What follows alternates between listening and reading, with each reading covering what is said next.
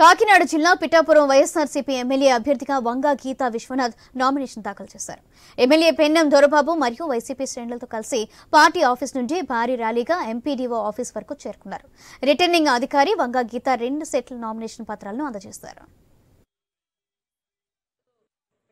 Assembly నియోజకవర్గానికి MLA అభ్యర్థిగా YS Jaganmohan Reddy గారు మా పార్టీ అధ్యక్షుల ఆశీస్సులతో వైఎస్ఆర్సీపీ అభ్యర్థిగా నామినేషన్ దాఖలు చేయడం జరిగింది. పిఠాపురం కాన్స్టిట్యున్సీకి సంబంధించి నాకు మళ్ళీ అవకాశం ఇచ్చారు. నా అదృష్టంగా భావిస్తున్నాను, నా పూర్వజన్మ సుకృతంగా భావిస్తున్నాను. అనేక మంది, వేల మంది కార్యకర్తలు, నాయకులు, పెద్దలు, అదేవిధంగా అభిమానులు ప్రజల యొక్క ఆశీస్సులతో, వారి యొక్క అండదండలతో ఈరోజు మరి పార్టీ ఆఫీస్ దగ్గర నుంచి ఇక్కడ వరకు పాదగాయ వరకు మరి ర్యాలీతో వచ్చి అందరూ ఎండని సైతం లెక్క చేయకుండా, దూరభారాలు లెక్క చేయకుండా ఉదయాన్నే అందరూ వచ్చి ఇప్పుడు నామినేషన్ ప్రాసెస్ అంతా కూడా పూర్తి చేసాం.